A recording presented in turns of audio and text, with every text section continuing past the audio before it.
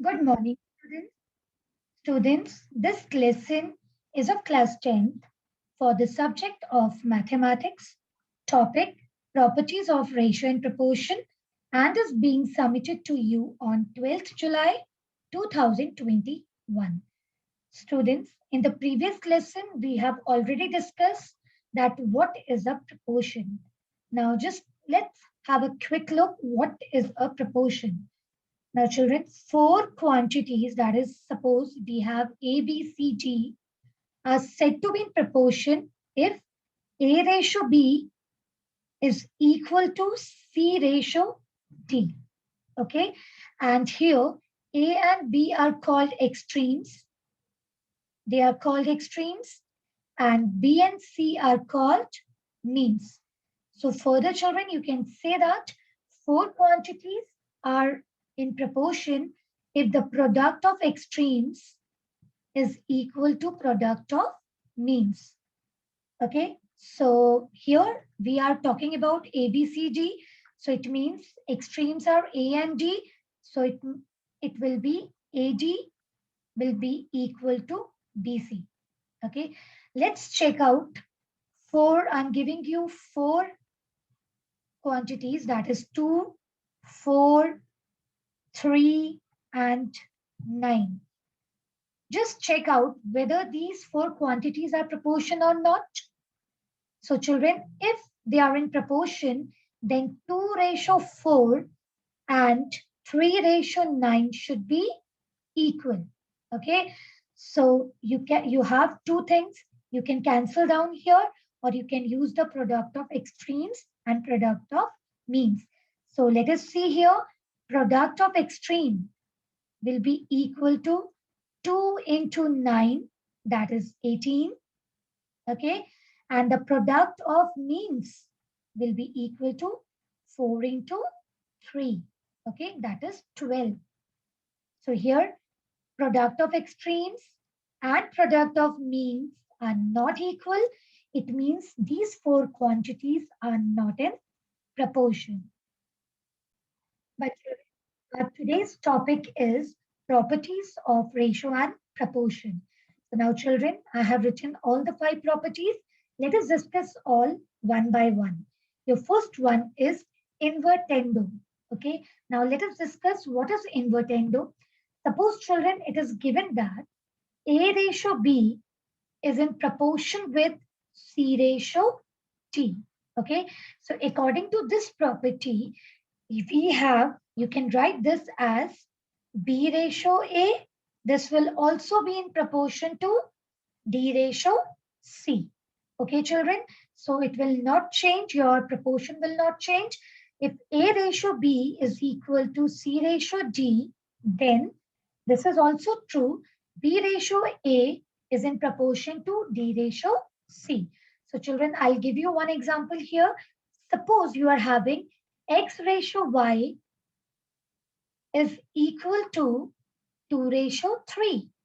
Okay, what is the proportion here? X, Y, 2 and 3 are in proportion. It means X ratio Y is equal to 2 ratio 3. So according to this invertendo property, your Y ratio X will be equal to 3 ratio 2. Okay, children, because invertendo says if you reverse the ratio, then also your proportion remains the same. Okay, now let's discuss our second part, that is alternando. Children, if we have four quantities in a proportion, that is A ratio B is in equal to C ratio D, then you can alter the means.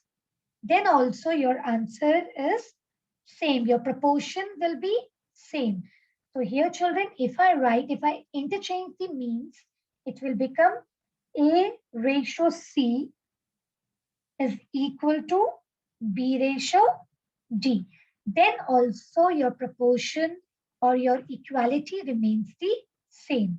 So if I interchange the means, then also my equality remains the same. Okay, now next one is componendo. Now children, suppose you are having, I'm taking the same ABCD only. If you have A, B, C, D, four quantities in proportion, then A ratio B is equal to C ratio D. Then, according to this property, that is componendo, then if you add the numerator and denominator, that is A plus B, ratio B will be equal to C plus D ratio D. Okay. Then also your proportionality remains the same. Okay. So if you add, then also. Similarly, children, we are having dividendo. If you are having A ratio B is in proportion to C ratio D, then A ratio A minus B will be equal to C ratio C minus D. Okay, then also your proportionality remains the same. Okay, children. So this is known as dividendo. This operation is known as dividendo. Now let's take the componendo and dividendo together. So your fifth property says that if four quantities are in proportion, then if you add A plus B, okay, and then you take the ratio with A minus B, will be in proportion to C plus D, proportion to C minus, ratio C minus D. So here, according to componendo, I just repeat this fifth property one more time. Now, children, let's discuss this fifth property again, componendo and dividendo. Children, if four quantities are in proportion, then if you add A plus B and A minus B, if you find the ratio of these two, will be equal to C plus D upon C minus D. Let's take an example here to clear this in a proper way. Now, children, suppose you are having four quantities proportion, that is, I'm taking a simple one, 2 ratio 3 is equal to 4 ratio 6. Okay, so these are in proportion. So according to componendo and dividendo, it will become 2 plus 3, that is A plus B, upon A minus B, that is 2 minus 3, will be equal to 4 plus 6 upon 4 minus 6. Okay, so now let's check out. It will be 5 upon minus 1, and here it is 10 upon minus 2. Okay, so children, you can see that both the things are equal. Here also we get minus 1 as the answer, and here also, minus 5 as the answer. Here after cancellation, you will get minus 5. So your equality remains the same. So this is your componendo and dividendo. Okay, students. Now let us discuss questions based on these properties. Now, children, let us discuss first question from your book exercise 7C, which is starting on page number 92. Okay, your first one is, it is given that A ratio B is equal to C ratio D, and you have to prove that 9A plus 13B ratio 9A minus 13B is equal to 9C plus 13D ratio 9C minus 13D. You have to prove this. So now, children, let us start with the given thing. It's given A ratio B is equal to C ratio D. So children, here you can write in a fraction that it's A upon B is equal to C upon D. One and the same thing. Now, children, here you can see that in all the questions, with A we are having 9 and with B we are having 13.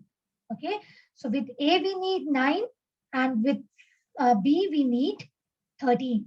So here, children, we will multiply both the sides by 9 by 13. So you know that your ratio remains same if you multiply or divide with the same number. So multiply both the sides by 9 by 13. So it will become 9a upon 13b is equal to 9c upon 13d. Now children, after this you can use componendo and dividendo. Now use componendo and dividendo. Let's apply it. What you will get it? So you know that the componendo and dividendo is actually, let's revise it. I'm writing here, it is a plus b upon a minus b is equal to c plus d upon c minus d. First you will add, then minus. So here, according to this question, it will become 9a plus 13b upon 9a minus 13b is equal to 9c plus 13d upon 9c minus 13d. Children, by applying componendo and dividendo, what we got it? 9a plus 13b whole upon 9a minus 13b, which is equal to 9c plus 13d upon 9c minus 13d. I hope, children, you are clear with this property. Now let us try another question. So your next question is answer number 10. I'm taking answer number 10 from your book exercise 7C. Your question is square root x plus 5 plus square root x minus 16 whole upon root x plus 5 minus root x minus 16 is equal to 7 upon 3. Children, here we have to prove that x is equal to 20. So it means here you are going to find out the value of x. Now let us start here. Children, in the first step only, I'm going to use componendo and dividendo. So let's apply componendo and dividendo. You have to write full with componendo and dividendo. Children, here in this question, this is my full A, okay, and this is my B. Fine. So what it will be, you know that your componendo and dividendo is A, that is your root x plus 5, x minus 16, plus B, that is your denominator, that is x plus 5 minus root x minus 16, okay, divided by root, you have to write a minus b. So this is your a, that is x plus 5 root plus root x minus 16 minus root x plus 5 minus root x minus 16. Okay, this is your left hand side, and on the right hand side you will get it 7 plus 3, and in the denominator you will get 7 minus 3. Okay, children. So this is after applying componendo and dividendo. Fine. Now let's do the calculation part. Just you have to simplify now. You have the numerator, open the bracket. It will become square root x plus 5 plus root x minus 16 plus root x plus 5 minus root x minus 16 whole upon root x plus 5 plus root x minus 16. Now I am going to open the bracket. The sign of inner bracket will be changed. So it is minus root x plus 5, and here it will be plus root x minus 16. And here 7 plus 3 is 10. And what is 7 minus 3? 4. Okay, so you will get 4. Now here let's cancel it out. This one and this will cancel because positive and negative will cancel. And here this will cancel. And children, you have to convert this into lowest form. 2, 5 and 2, 2, 0. Okay, so here you will get 2 root x plus 5 because it is 2 times divided by 2 x minus 16, which is equal to 5 upon 2. Now children, from here 2 and 2 will be cancelled. Now you have to square both the sides. Now it's just a simple calculation. You have to square. So it will become x plus 5 upon x minus 16, which is equal to 5 upon 2 whole square. Fine. So you will get x plus 5 whole upon x minus 16, that is 25 upon 4. Okay.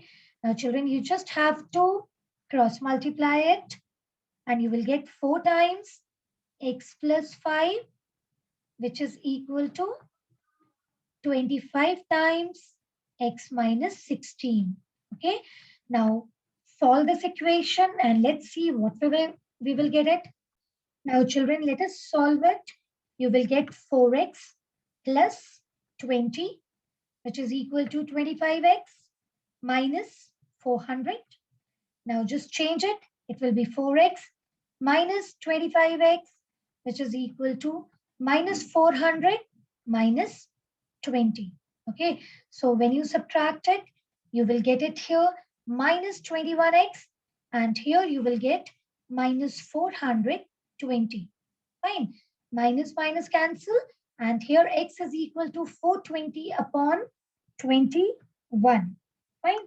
So let's see what you will get it. You have to find the value of x. So 21, 2 20s are 420. So here the value of x is equal to 20. So I hope children you are clear with today's lesson. Fine. So and in the next video we will discuss rest of the questions. Thank you students.